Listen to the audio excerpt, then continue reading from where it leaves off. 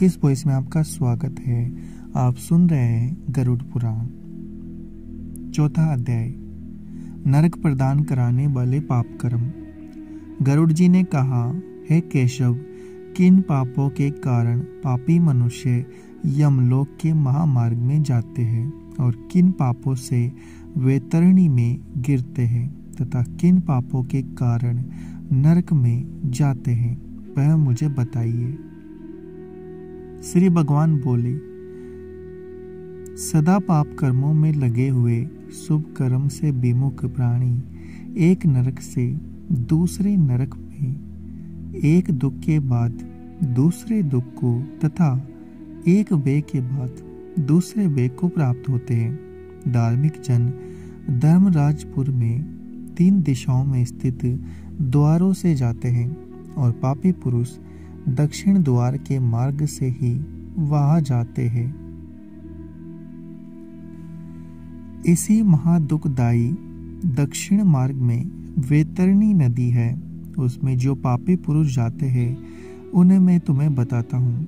जो ब्राह्मणों की हत्या करने वाले, सुरापान करने वाले, गोघाती, बाल हत्यारे, स्त्री की हत्या करने वाले, गर्भपात करने वाले और गुप्त रूप से पाप करने वाले हैं, जो गुरु के धन को हरण करने वाले, देवता और ब्राह्मण का धन हरण करने वाले, स्त्री द्रव्यहारी, बाल द्रव्यहारी, जो ऋण लेकर उसे ना लौटाने वाले, द्रोहर का अपहरण करने वाले, विश्वासघात करने वाले, विष अन्न देकर मार डालने वाले, दूसरे के दोष को ग्रहण करने वाले, गुणों की प्रशंसा ना करने वाले, गुणवानों के साथ डाह रखने वाले, नीचों के साथ अनुराग रखने वाले, मूढ़ सत्संगति से दूर रहने वाले हैं, जो तीर्थों, सज्जनों, सत्कर्मों, गुरुजनों और देवताओं की निंदा करने वाले हैं, पुराण, वेद, मीमांसा, न्याय और वेदांत को दूषित करने वाले हैं, दुखी व्यक्ति को देखकर प्रसन्न होने वाले, प्रसन्न को दुख देने वाले, दुर्वचन बोलने वाले तथा सदा दूषित चित्त वृत्ति वाले हैं, जो हितकर वाक्य और शास्त्रीय वचनों को कभी न सुनने वाले, अपने को सर्वश्रेष्ठ समझने वाले, घमंडी, मूर्ख होते हुए अपने को विद्वान समझने वाले हैं। ये तथा अन्य बहुत पापों का अर्जन करने वाले अधर्मी जीव रात दिन रोते हुए यम मार्ग में जाते हैं। यमदूतों के द्वारा पीटे जाते हुए वे पापी वैतरणी की ओर जाते हैं, उसमें गिरते हैं। और ऐसे उन पापियों के विषय में मैं तुम्हें बताता हूँ, जो माता पिता, गुरु, आचार्य, पूज्य जनों को अपमानित करते हैं, वे मनुष्य वैतरणी में डूबते हैं। जो पुरुष पतिव्रता, सचरित्र, उत्तम कुल में उत्पन्न, विनय से युक्त स्त्री को द्वेष के कारण छोड़ देते हैं, वे वैतरणी में पड़ते हैं।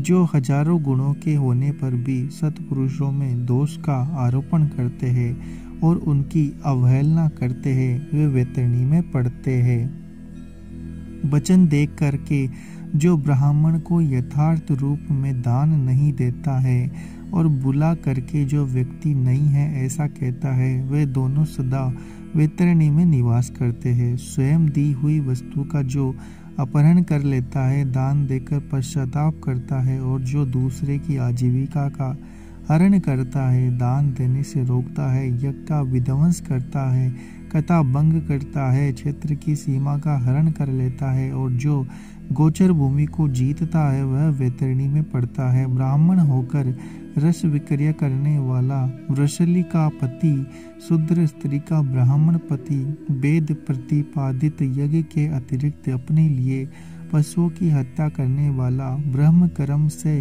च्युत, मांस भोजी, मद्य पीने वाला, उच्छृंखल स्वभाव वाला, शास्त्र के अध्ययन से रहित ब्राह्मण, वेद पढ़ने वाला शूद्र, कपिला का दूध पीने वाला शूद्र, यज्ञो पवित्र धारण करने वाला शूद्र, ब्राह्मणी का पति बनने वाला शूद्र, राजमहिषी के साथ व्यभिचार करने वाला, प्राय स्त्री का अपहरण करने वाला, कन्या के साथ कामाचार की इच्छा रखने वाला तथा जो सतीत्व का नष्ट करने वाला है, ये सभी इसी प्रकार और भी बहुत निषिद्ध आचरण करने में उत्सुक तथा शास्त्र विहित कर्मों को त्यागने वाले वे मूढ़जन वैतरणी में गिरते हैं।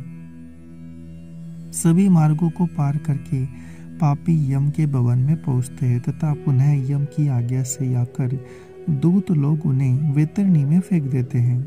हे खगराज, यह वैतरणी नदी कष्ट प्रदान करने वाले सभी प्रमुख नरकों में भी सर्वाधिक कष्टप्रद है। इसलिए यमदूतों के कारण पापियों को उस वैतरणी में फेंकते हैं जिसने अपने जीवन काल में कृष्णा गो का दान नहीं किया तथा मृत्यु के पश्चात जिसके उद्देश्य से बांधवों द्वारा कृष्णा गो नहीं दी गई तथा जिसने अपनी औदर्व दैहिक क्रिया नहीं कर ली या जिसके उद्देश्य से औदर्व दैहिक क्रिया नहीं की गई हो, वे वैतरणी में महान दुख भोग करने वाले वैतरणी तट स्थित सालमली वृक्ष में जाते हैं। जो झूठी गवाही देने वाले, धर्म पालन का ढोंग करने वाले, छल से धन का अर्जन करने वाले, चोरी द्वारा आजीविका चलाने वाले, अत्यधिक वृक्षों को काटने वाले, वन और वाटिका को नष्ट करने वाले,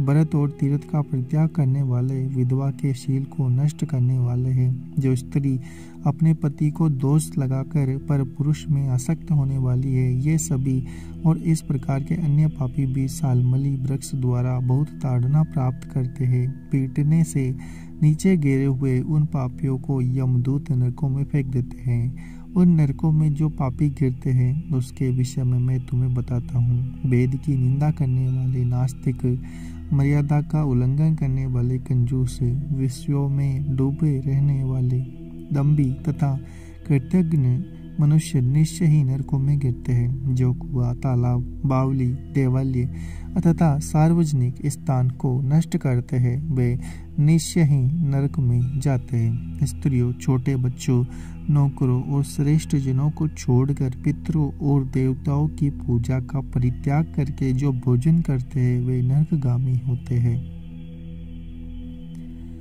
जो मार्ग को कीलों से, पुलों से, लकड़ियों से, पत्थरों एवं कांटों से रोकते हैं निश्चय ही वे नरकगामी होते हैं। जो मंद पुरुष भगवान शिव, भगवती शक्ति, नारायण, सूर्य, गणेश, सतगुरु और विद्वान की पूजा नहीं करते वे नरक में जाते हैं। दासी को अपने सैया पर आरोपित करने से ब्राह्मण अधोगति को प्राप्त होता है और शूद्र में संतान उत्पन्न करने से वह ब्राह्मण तत्व से ही च्युत हो जाता है।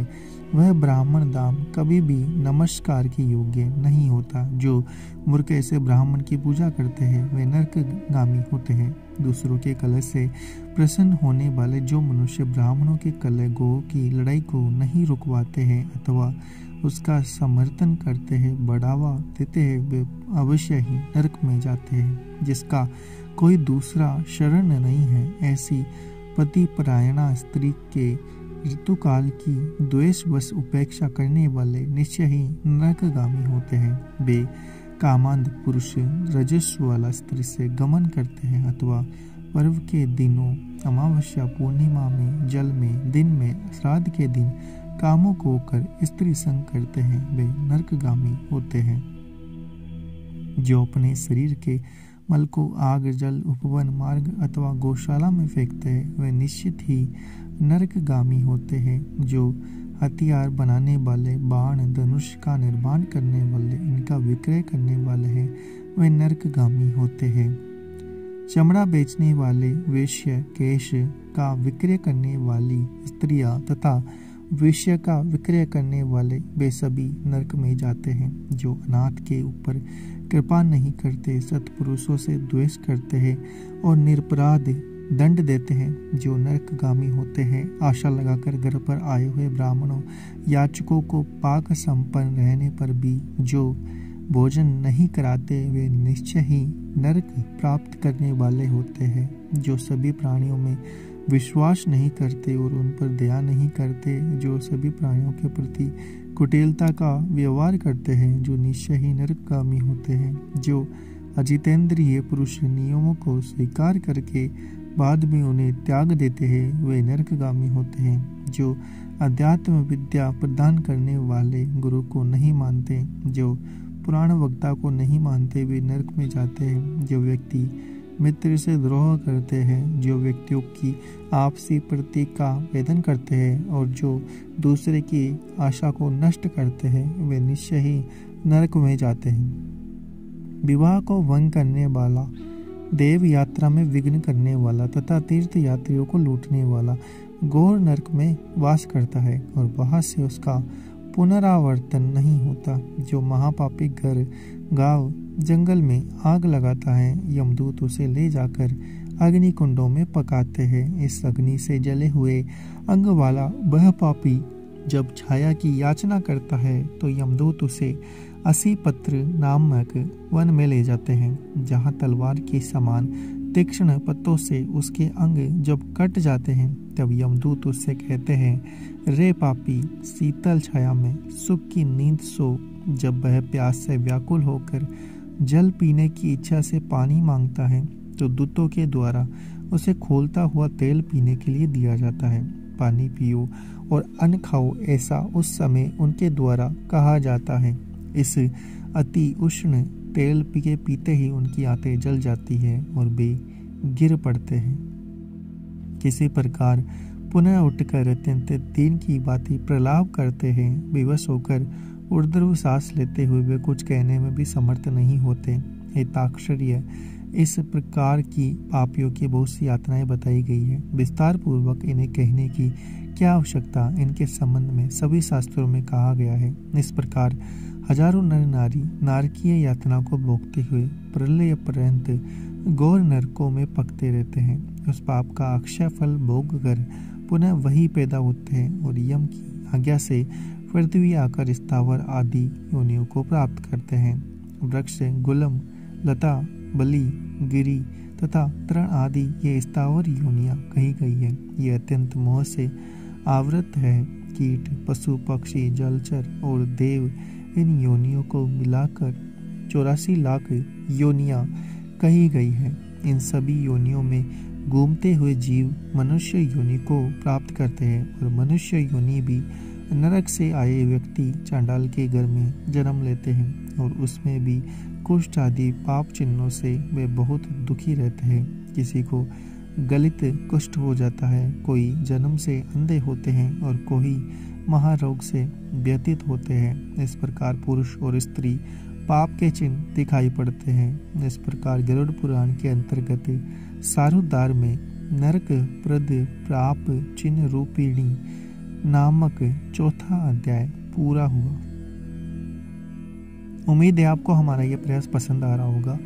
चैनल को सब्सक्राइब करें, वीडियो को लाइक और शेयर करना ना भूलें। मिलते हैं आपसे अगले एपिसोड में।